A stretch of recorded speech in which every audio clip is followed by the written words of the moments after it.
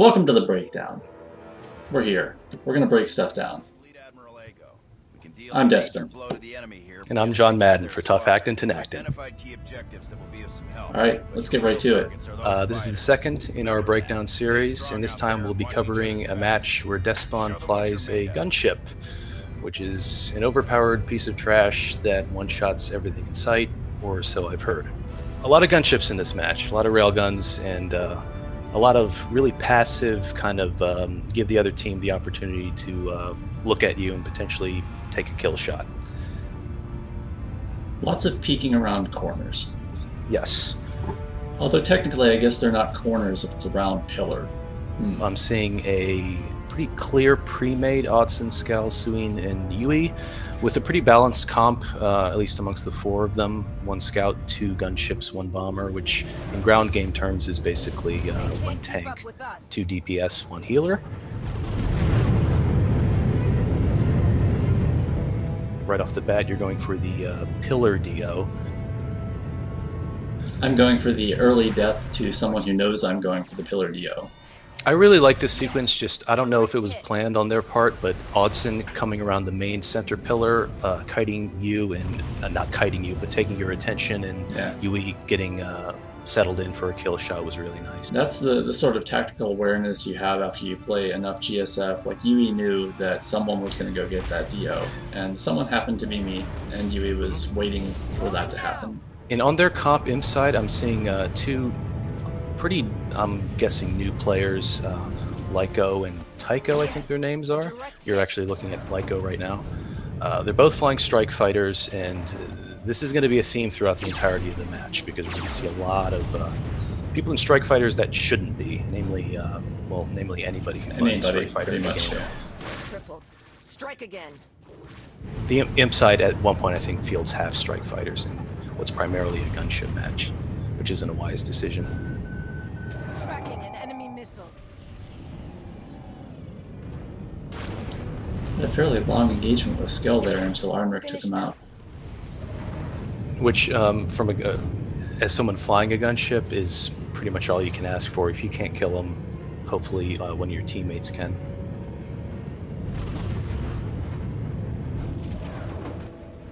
So the previous kill was on Rayahawk in a strike fighter. You're getting another, getting some more damage in on Taika, who's in a strike fighter. Ginger Ninja I should have got out of there right now. Yeah, that was probably not a wise decision. You're getting 2v1'd. You saw Yui staring you down, but then Odson's off in the center. Yeah, I had the center of the match looking at you. I had just hung myself out to dry a little bit. I advanced a bit too far past the pillar that I should have been skulking behind.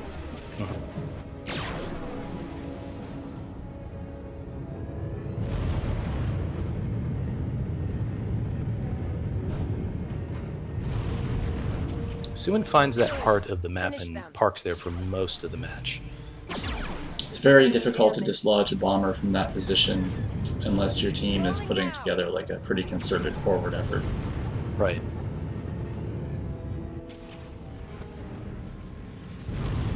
Yeah, here we got some more poking around pillars to try and get a tiny bit of a firing angle. Oh, I think I was going to check and see if that was a DO over there, and it wasn't. Which it wasn't.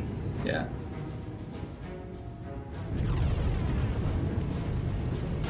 Here's another death to a strike fighter. Yeah. Not you dying to a strike fighter, but a strike fighter dying. He does get me once, actually, later on. Strike again. Cyber Zombie and what appears to be a mostly stock Imperium. I think I see quad laser cannon mounted on the wings there, but I think I saw a shield projector. Looking through this earlier, I saw a shield projector in combat command coming from him. Again, not a particularly wise decision to be flying in a match like this. Yeah, I probably should have got out of there at that point. I lost my orientation a little bit, and you see the results. Yeah. Rayhawk switched to a gunship, so they're up to 4 gunships, it looks like, on their side. Notable at this point, the match is still really close. And it's very close. It's a very... That tends to happen when it's gunship v gunship, because there's only so much, everybody looks for a position that they can take and wait for anybody to pop their head out, and you get a lot of strafing matches, as you saw right there against Skell. Yeah. Tycho again and a strike fighter. These are easy shots. I should say you take a lot of snapshots as part of your gunship style, and it should be it's important to point out that there is an initial charge cost to every railgun shot that you take. So when you take a bunch of snapshots, you're actually losing weapon power relative to taking full shots, because, like, for instance, you take a full shot, that's 1 charge cost, but if you take 2 half shots for the same amount of damage, that's 2 charge costs, so you're left with a little less weapon power than if you had just taken 1 full shot. Yeah, it's a trade-off, because I'm often going for targets that may be out of firing range or out of line of sight within a short time frame. So I try to get in as many shots as I can on them, but no, it definitely is harder on the power management to be shooting like that. I think there's a few instances during this video where you're trying to fire with powered engines. There's a couple of times like that. And here, not necessarily what's happening at the center of the screen, but right now Rayhawk has damage overcharge. That damage overcharge had been spawned. It had spawned about 40 seconds ago, so that was another opportunity for you to grab a damage power up. Yeah, the tricky thing was on the mini-map it had spawned almost at the exact same location as a regular power-up that had been sitting there since the first part of the match, which I had gone to look for. So it didn't catch my eye whenever when I was scanning on the mini-map to see if there were any up. Also, when you blew both of your defensive cooldowns, this is partly pilot preference, but personally, if your whole plan was to barrel out of there to begin with, maybe it's not too necessary to blow D field at the same time. Maybe just turn around and barrel out.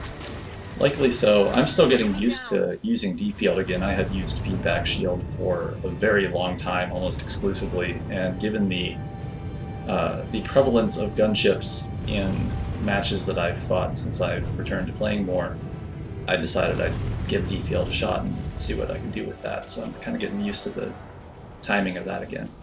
In games like this, it's really it's very necessary.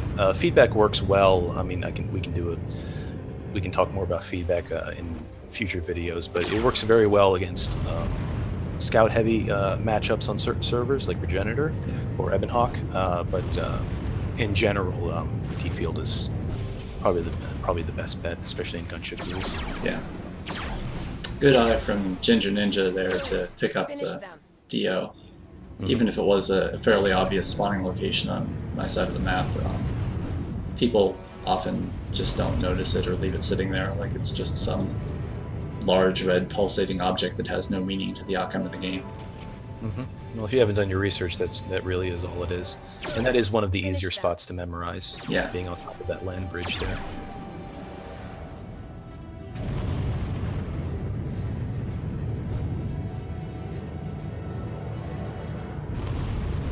Okay, this is an interesting sequence here. Taking a shot at Rayhawk, Oddson is strafing in from the bottom of the screen to take some shots at you and forces you to stop shooting at Rayhawk, who then, as soon as you turn around, takes the kill shot. Yeah, I thought maybe I could get a better angle from a lower position there. Turned out not to be such a great angle. So right now, it looks like the comp is 4 Imperial gunships against 6 Republic gunships. And you've got a few Imperial strike fighters there that are basically just feeding, and I'll point that out in the stat sheet at the end of the game. Yes, a direct hit. I think, did I just knock Yui out there while they were barrel rolling? Yes. That happens every once in a while. It's very annoying when it happens to you and you're the one barrel rolling. But, oh, this is my favorite part of the match. Yeah, you got a few shots in on Suin earlier, and I think you could have, had you been taking full shots, you probably could have you probably could have killed Suin, but here you basically just go in and go, recklessly, like an idiot, fly into a nest of enemies to kill a bomber that was annoying me. It worked. You know, it sure did. Fun. I enjoyed that tremendously, by the way.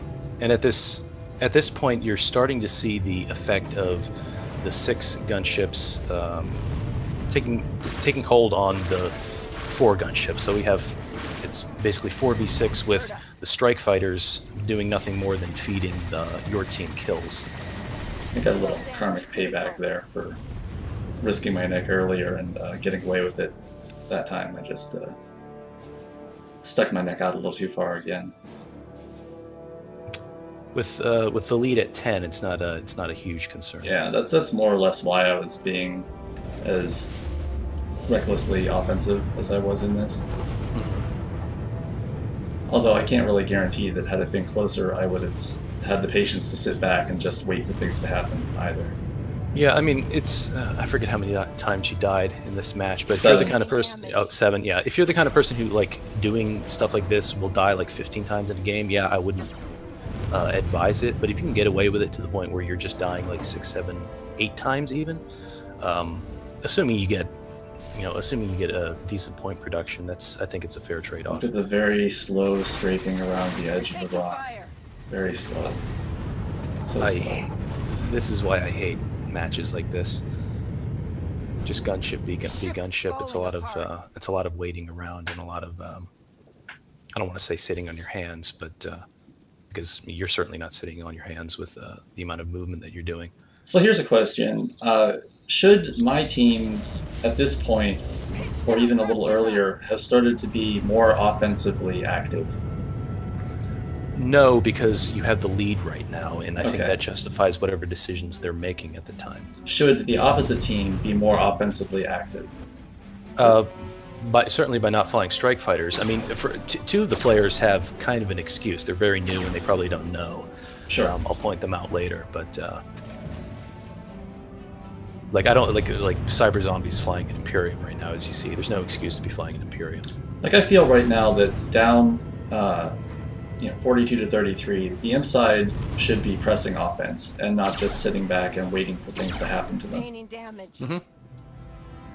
True, but that should be the mindset from the beginning of the match. If you have that mindset from the beginning of the match, more often than not, you're going to win the game. I mean, Skell in general was trying to, and the gunships are trying to find firing angles, but it's kind of like baby step sort of offensive maneuvers instead of pushing into the enemy territory. They can't keep up with us. I should just note that you had like 3 gunships looking at you during that sequence, and I think this is the power of distortion field, because I think you maybe took like 1 light hit throughout that entire sequence. That I think that first shot was a straight miss. The Skell didn't have D field up during that at all. Yeah. I just looked up at the power ups. Victory's almost yours. Keep fighting. That hurt us. Tycho and Lyco die again. You know, this is a point of contention. I disagree with a lot of other veteran pilots when it comes to games like this. The conventional wisdom is, if you run into a gunship and bomber ball, the way to beat gunship plus bomber is a bunch of gunships. It's tougher to pull off, but I would probably just roll a bunch of scouts in a game like this. Just about done here. Don't let up. I know it's more. Good. Finish them. It leads to riskier play, but over time, I think it's easier to flush gunships out and get them not firing because they can't fire on the run with scouts than it is with gunships. Because if you just roll a bunch of gunships, they can hide, and it does become a staring contest. With scouts, you can flush out the bombers and the gunships. Yes. A direct hit. And with one drone bomber, there's only so many drones that can affect the scouts. That it's a pretty safe bet that the scouts aren't going to be dying to bomber trash too much.